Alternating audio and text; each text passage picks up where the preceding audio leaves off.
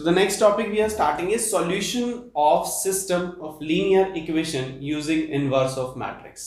Inverse of matrix का use करके हम इक्वेशंस को अभी सिंप्लीफाई करेंगे, और इक्वेशन को सिंप्लीफाई करने के लिए कौन सा वे यूज करना है, जैसे हम पहले 10th क्लास में करते थे, अगर आपको याद हो तो लीनियर इक्वेशन इन 2 वेरिएबल हमने सॉल्व किया था। 3 मेथड थे हमारे पास वहां पे। The first method was elimination method, the next was substitution method and the next was cross multiplication method. तो ये मेथड हमारे पास थे इक्वेशंस को सॉल्व करने के लिए। तो अभी उनके अलावा एक डिफरेंट मेथड हमारे पास आ गया, that is solution of those equation by using inverse of the matrix. Inverse of matrix का यूज करके हमें उन्हीं इक्वेशंस को अभी सॉल्व करना है। सो मैं एक एग्जांपल ले लेता हूं, example number 27,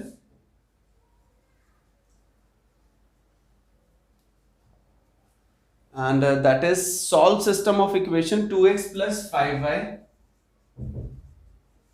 is equals to 1, 3x plus 2y is equals to 7.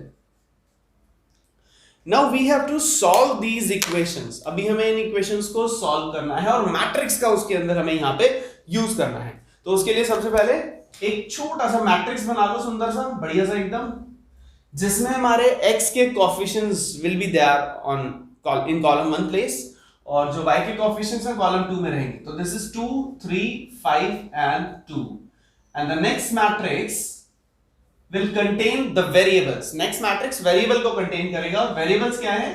One is x and another is y is equal to 1 and 7 are the constant values. यहां तक अगर किसी को कोई confusion है then you can ask. Yes class. किसी को कोई डाउट है यहां तक? Good बेटा, very good. So this matrix is to be named as A, this matrix is to be named as X and this is as named B. मैंने यहाँ पे नेमिंग कर दिया उन तीनों मैट्रिसेस को A, X and B। अभी एक इक्वेशन बन गया A multiply X will be equal to B। Now अगर AX B के इक्वल है तो व्हाट विल बी X, क्योंकि हमें तो यहाँ पे X फाइंड आउट करना है। तो multiply by A inverse both sides, दोनों तरफ A इनवर्स से मल्टीप्लाई कर देते हैं। अब जब दोनों तरफ A इनवर्स से मल्टीप्लाई करेंगे it will be A inverse into A into X is equal to A inverse into B। Now A inverse into A किसके इक्वल होगा? कोई एक बच्चा बताओ। A inverse into A, yes Kshitij, Kshitij आप बताओगे बेटा? A inverse into A identity matrix के इक्वल होगा। So identity into X is equal to A inverse into B। Okay, next मुझे मनस्वी बताएगी। Yes Manasvi, identity matrix multiply X किसके इक्वल होगा बेटा? X के इक्वल। वेरी गुड, X के equal होगा। तो X will be equal to A inverse into B। X का रिजल्ट आ गया A इनवर्स इनटू B। यहां तक कोई कंफ्यूजन बेटा? किसी को भी, किसी को अगर डाउट है तो हैंड रेज कर सकते हो।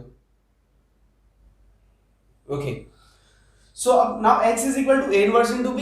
अब a इनवर्स के लिए हम कैसे करेंगे? सबसे पहले हम determinant of a find out करेंगे।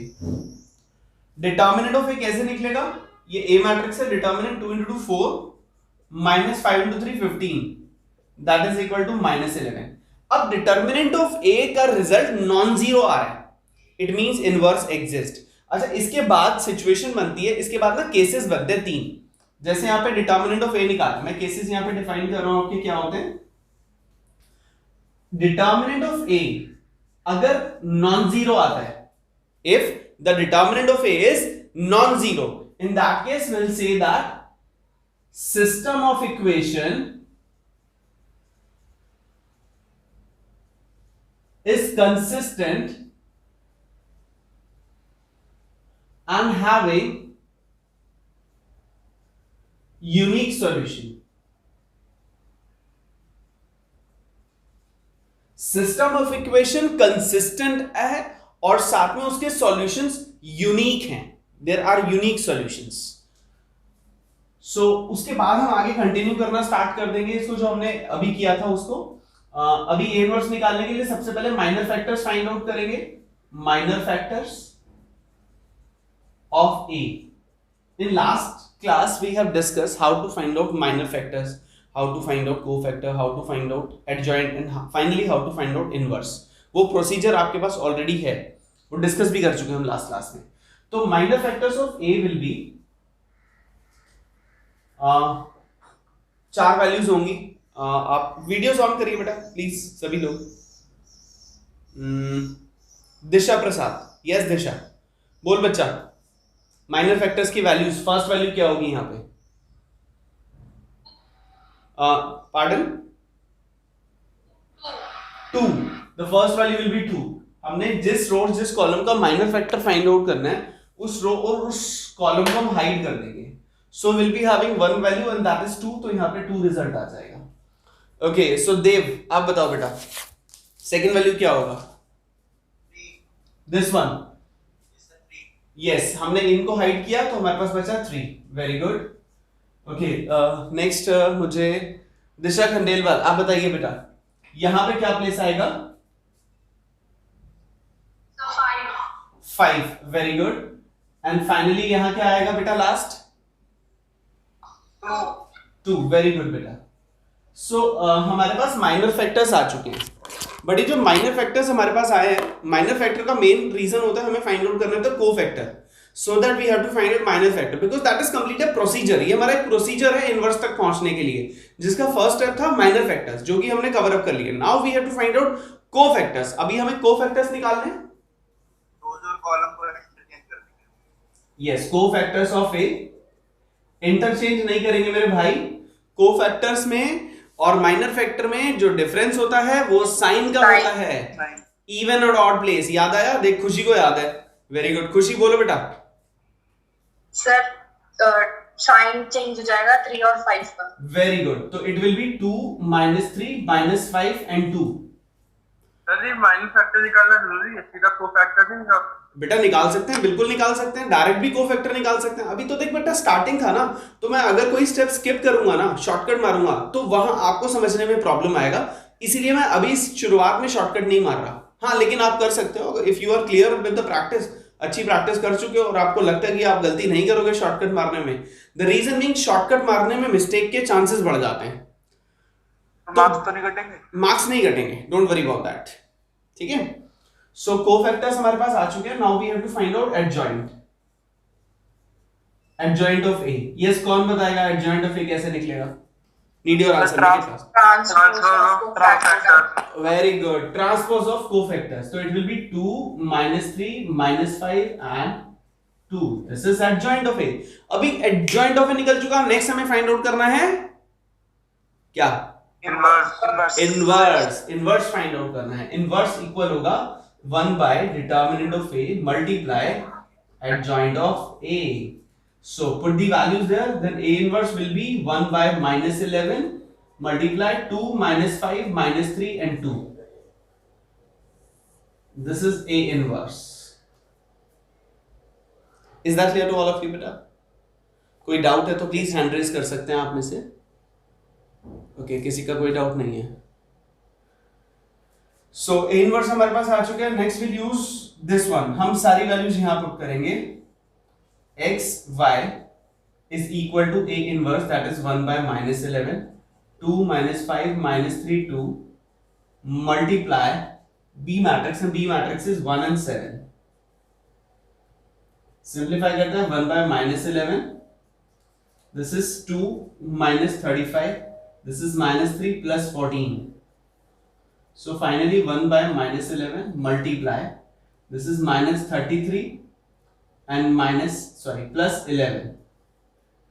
Now finally x y is equal to -33 by -11 is 3 plus 11 by -11 is -1. Compare करेंगे तो x का वैल्यू 3 आ गया और y का वैल्यू -1 आ गया. This is the way how we can find out the values of x and y by using inverse of the matrix. यहां तक कोई कंफ्यूजन है बेटा किसी को भी? मेक इट फास्ट जल्दी से. अगर कोई डाउट है तो पूछिए. No sir. अभी मैंने जो आपको क्वेश्चन कराया था उसमें मैंने एक जगह ये लिखवाया था कि अगर डिटर्मिनेंट 0 के इक्वल नहीं आता तो हम लिखते हैं system of equation is consistent. अगर आए तो क्या करेंगे, अगर डिटर्मिनेंट 0 के इक्वल आए तो क्या करना है, उसके लिए मैं आपको यहां पे बता रहा हूं। हमारे ना कुछ केसेस होते हैं, देयर आर 3 केसेस, जिसमें से पहला यही था, डिटर्मिनेंट ऑफ ए अगर 0 नहीं आता तब हम लिखते हैं system of equation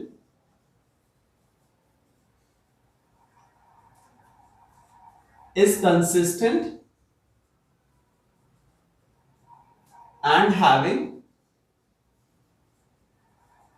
unique solution। इसका मतलब ये हो गया कि x और y की वैल्यूज निकलना पॉसिबल है, x y z जो अननोन वेरिएबल हैं उनकी वैल्यू निकलना पॉसिबल है, तभी वो कंसिस्टेंट है और उनके सॉल्यूशन यूनिक हैं। यूनिक मतलब एक डिफरेंट सॉल्यूशन आएगा उसका हमेशा। आपको याद होगा 10th क्लास में हमने पढ़ा था लीनियर इक्वेशन इन 2 वेरिएबल, उसमें एलिमिनेशन मेथड, सब्स्टिट्यूशन और क्रॉस मल्टीप्लिकेशन मेथड जब हमने पढ़ा था तो वहां पे हमारे केसेस होते थे। कुछ केसेस ऐसे होते थे जब लाइन ऐसे इंटरसेक्ट कर रही है तो कोई ना कोई कॉमन पॉइंट आता था और वो यूनिक होता था क्योंकि वो दोनों का कॉमन पॉइंट है। ठीक है, वो फर्स्ट केस था कंसिस्टेंट का। उसके बाद एक केस और था जिसमें लाइंस ऐसे आती थी, लाइंस आर पैरेलल। जब वो लाइंस पैरेलल हैं तो उनके बीच में कॉमन पॉइंट क्या होगा, कोई भी नहीं होगा, तो कोई भी ऐसा पॉइंट नहीं निकलेगा जो दोनों का कॉमन पॉइंट हो। So that case was inconsistent, वो केस इनकंसिस्टेंट था। और तीसरा केस आता था लाइन के ऊपर ऐसे लाइन चिपकी हुई है, लाइन के ऊपर line, that is called coincide. तो उसमें कॉमन पॉइंट आते हैं और एक नहीं, अनलिमिटेड होते हैं, कोई लिमिट ही नहीं है, इनफाइनाइट नंबर ऑफ सॉल्यूशन अगर आपको याद हो। तो उसमें था case consistent and infinite number of solution. Consistent इसलिए क्योंकि x और y की वैल्यू एग्जिस्ट करती है और वो एक से ज्यादा है, बहुत सारी है, तो इसीलिए इनफाइनाइट सॉल्यूशन वाज देयर। तो यहां पे भी ना सेम सिचुएशन है, determinant of a non-zero, then system of equation is consistent and having unique solution। second case, determinant of a zero नहीं आया, जीरो आ गया तो क्या होगा। अब जब determinant of a zero आता है ना तो 2 पॉसिबिलिटीज होती हैं। कितनी होती हैं? 2 पॉसिबिलिटीज होती हैं। वो 2 पॉसिबिलिटीज क्या होती हैं? Adjoint of A multiply B, हम इस पे चेक करेंगे, या तो ये नॉन जीरो होगा या फिर adjoint of A into B 0 होगा। अगर तो ये केस आया adjoint of A into B is non zero, then we will write system of equation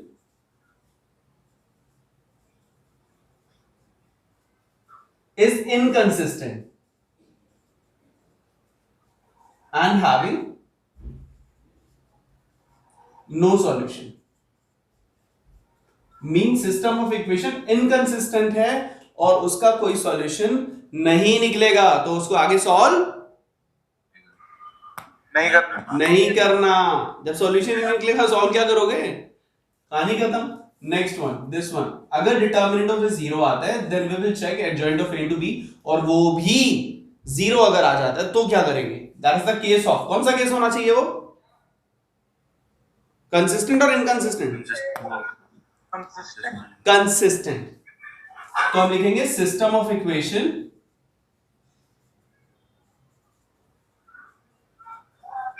is consistent and having infinite many solution. System of equation consistent है और infinite many solution है। In this case कई बार ऐसा होता है कि inconsistent भी आ जाता है, वो जैसे क्वेश्चन आएगा वैसे मैं बता दूंगा आपको।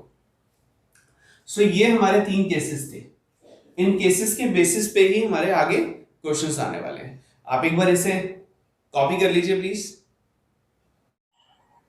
So the next example number 28, solve the following system of equation by matrix method.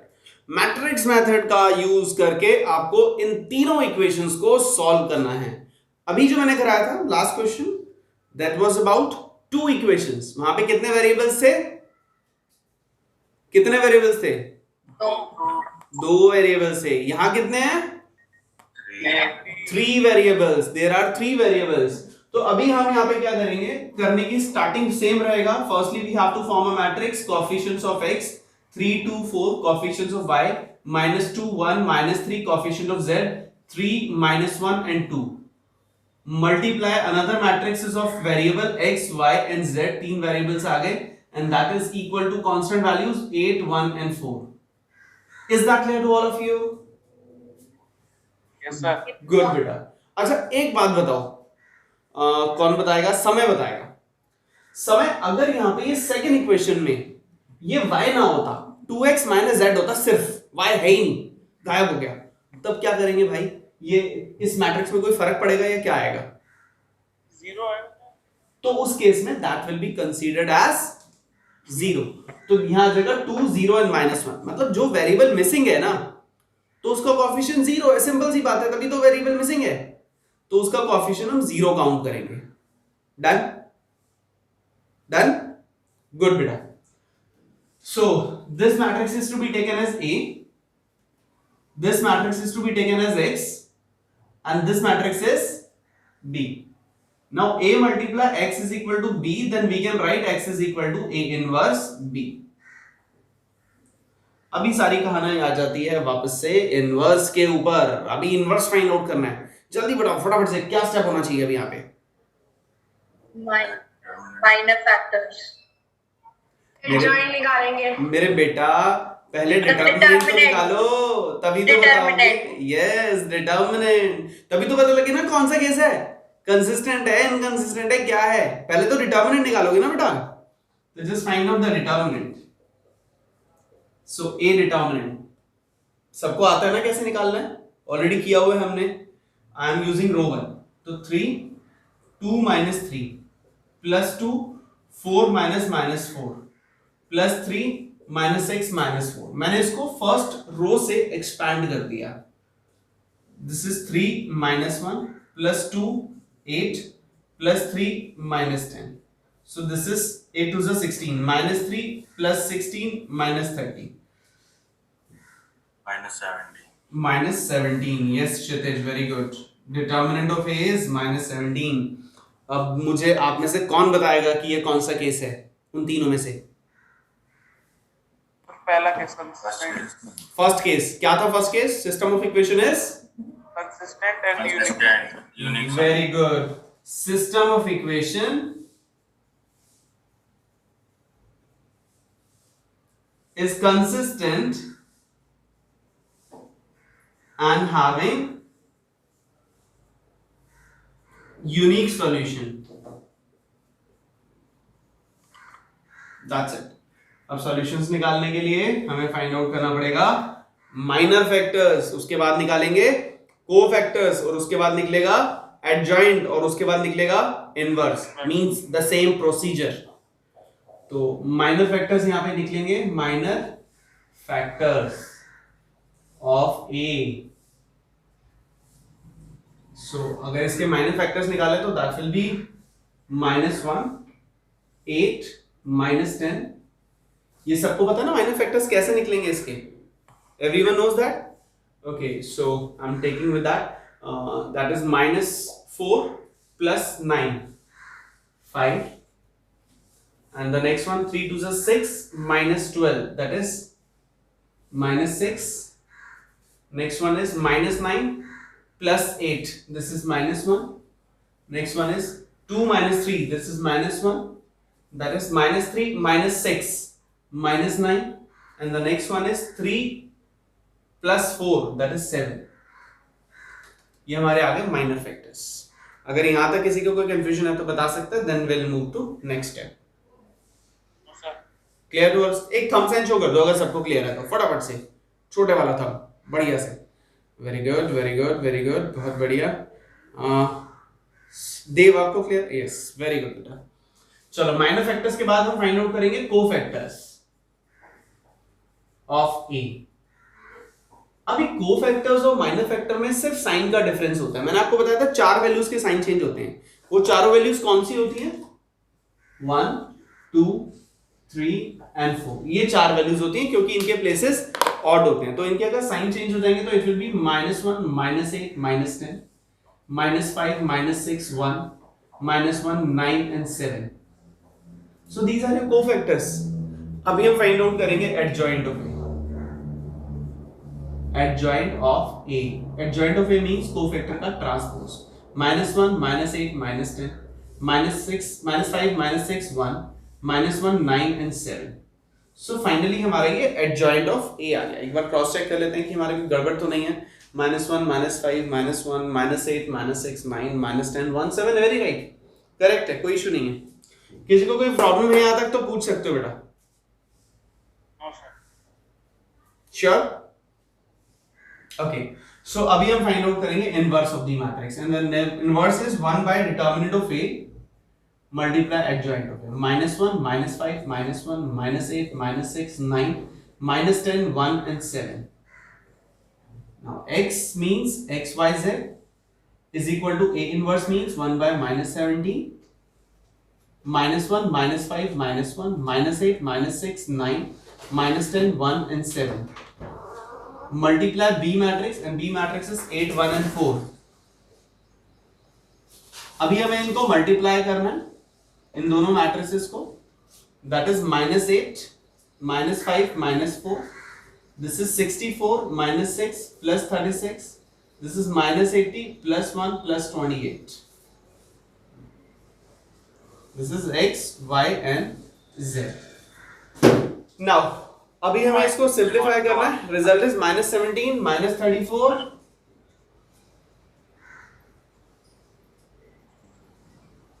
और -51. अभी -1 by 17 अंदर मल्टीप्लाई करेंगे. सर यस बेटा. सर वहाँ पे -64 सेकंड रो फर्स्ट वैल्यू 64 था. डन ना? माइनस ही तो था. Okay, this is -64 -6 plus 36. Okay, so मैंने कंसीडर वैसे माइनस ही किया था, बाय मिस्टेक मैंने उसे साइन मेंशन नहीं किया था. तो -1 by 17 को जब अंदर मल्टीप्लाई करेंगे तो that will B 1 2 and 3. Now just compare x y and z. Now x will be equal to 1, y will be equal to 2 and z will be equal to 3. Okay, यहां तक किसी को कोई कंफ्यूजन है then you can ask, otherwise एक छोटा सा thumb sign show कर दो फटाफट से, बढ़िया वाला. यस 1 2 3 4 5 6 7 8 9 10 11 12 13 14 15 16. उत्कर्ष कोई प्रॉब्लम? देव कोई प्रॉब्लम बेटा? ओके ओके, तो सबने अपने अपने अंगूठे दिखा दिए, इसका मतलब किसी को कोई डाउट नहीं है. क्लियर ना? चलो फटाफट से कॉपी कर लो, then will move to next question. The next question number 15th of miscellaneous exercise 4.6. 4.6 का question number 15 देखिएगा. A matrix is given to us. ठीक है, आगे क्या लिखा है? Find A inverse. सिंपल सी बात है, A inverse निकालना है, कोई दिक्कत थोड़ी है. लेकिन आगे क्या लिखा है जो डिफरेंट है थोड़ा सा. Using A inverse solve the system of equation. It means आपको A इनवर्स का यूज करके इन इक्वेशंस को सॉल्व करना है. जो आपने A इनवर्स निकाला है उसका यूज करके इन तीनों इक्वेशंस को आपको सॉल्व करना है. तो हम ना स्टेप बाय स्टेप चलेंगे, जैसे जैसे क्वेश्चन वैसे वैसे आंसर.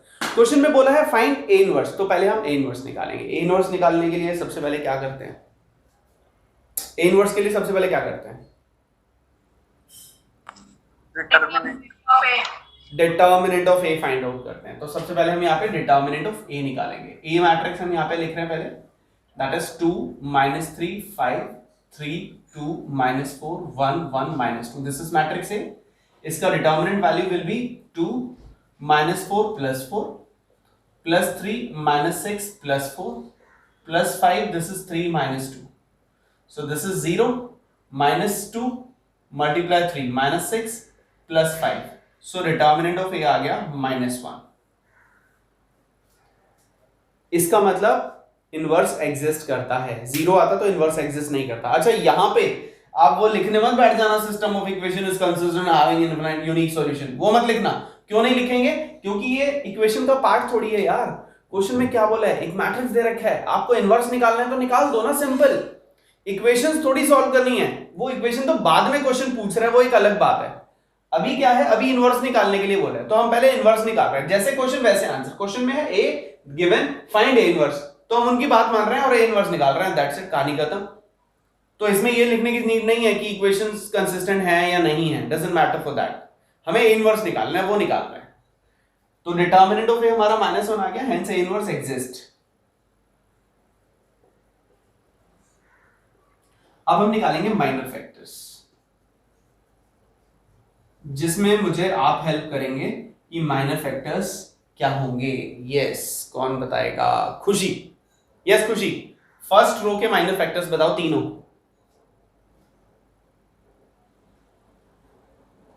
आई एम वेटिंग बेटा।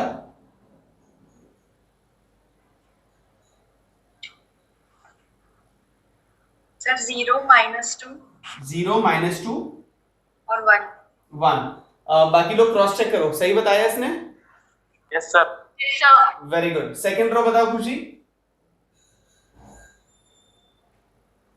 सर 1 -9 -9 5।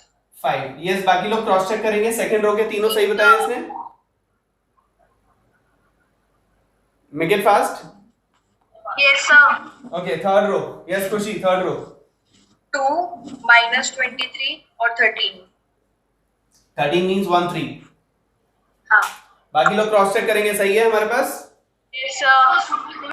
हाँ खुशी, थैंक यू बेटा, गलत होता तो फिर करना पड़ जाता। चलो माइनर फैक्टर्स आ गए, अभी हम निकालेंगे कोफैक्टर्स। कोफैक्टर के लिए क्या करना है? Cofactors of A, sign change करना है। 0 2 1 -1 -9 -5 2 23 एंड 13, 4 वैल्यूज के हमने साइन चेंज कर दी। ये हमारा आ गया कोफैक्टर्स। अभी कोफैक्टर्स के बाद हमें फाइंड आउट करना है adjoint of A, and adjoint is the transpose of cofactor. 0 2 1 -1 -9 -5, this is 2 23 and 13, ये हमारा आ गया एडजॉइंट। अभी एडजॉइंट के बाद हम फाइंड आउट करेंगे inverse, that is 1 bye determinant of A multiply adjoint of A. 0 -1 2 2 -9 23 1 -5 and 13। ये जो -1 बाहर है, मैं इसको अंदर ले जाता हूं तो अंदर सबके साइन चेंज हो जाएंगे। अभी ए इनवर्स हमारे पास आ चुका है और हमें फाइंड आउट करना है तीनों इक्वेशंस को। अच्छा, अब देखो क्वेश्चन में क्या है। क्वेश्चन में यहां फिनिश नहीं हुआ, क्वेश्चन ये बोल रहा है पहले तो ए इनवर्स निकालो, हमने निकाल लिया, दैट्स इट, हमने अपना आधा काम कर दिया। आगे लिखा है using A inverse solve the system of these equations. इस इनवर्स का यूज करके आपको इन तीनों इक्वेशंस को सॉल्व करना है। तो वो जो तीनों इक्वेशंस हैं, वो तीनों इक्वेशंस एक बार पकड़ लो।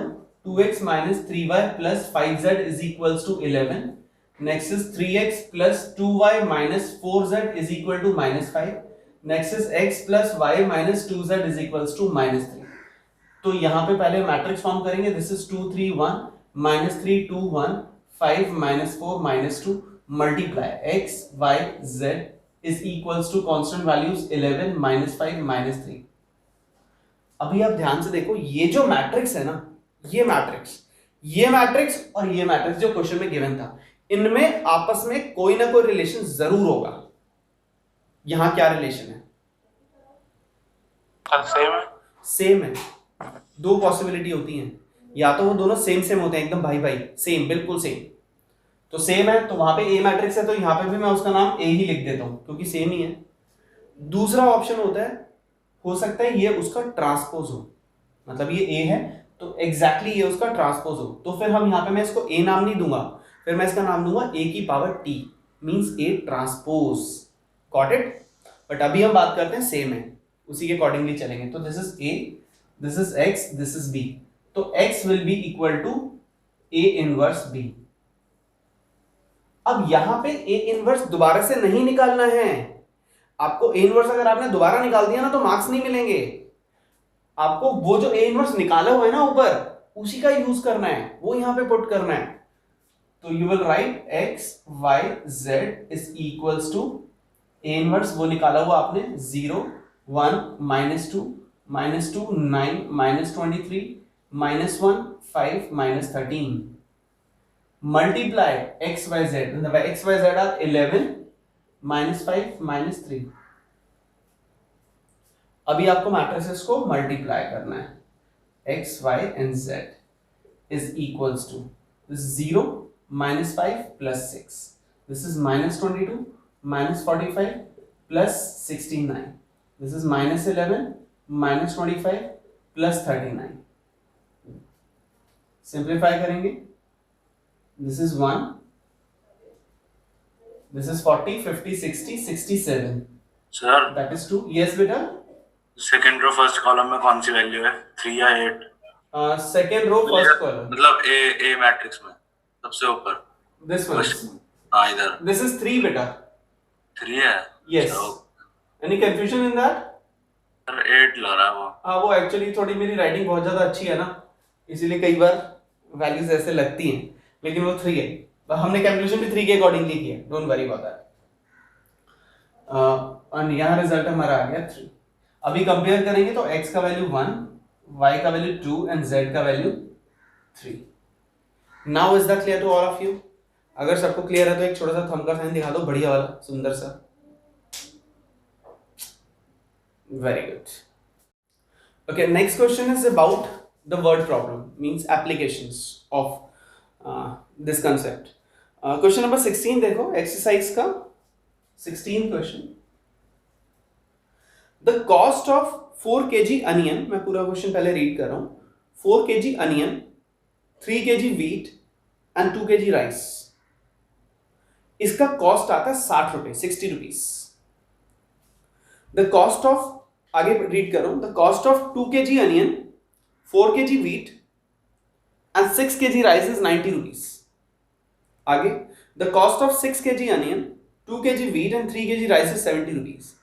Find the cost of each item per kilogram by matrix method. तो सबसे पहला काम तो यहाँ पे जो इक्वेशन हमें दे रखी थी ना, वो इक्वेशन दे नहीं रखी, इक्वेशन हमें बनानी है. इक्वेशन फॉर्म करने के बाद फिर हमें इस मेथड का यूज करना है और उसको सिंप्लीफाई करना है. तो इक्वेशन आप कैसे बनाएंगे देखो. सबसे पहले लिखेंगे लेट कॉस्ट ऑफ 1 kg, सबसे पहले onion, is equal to x. Cost of 1 kg, the second one was wheat, is y rupees.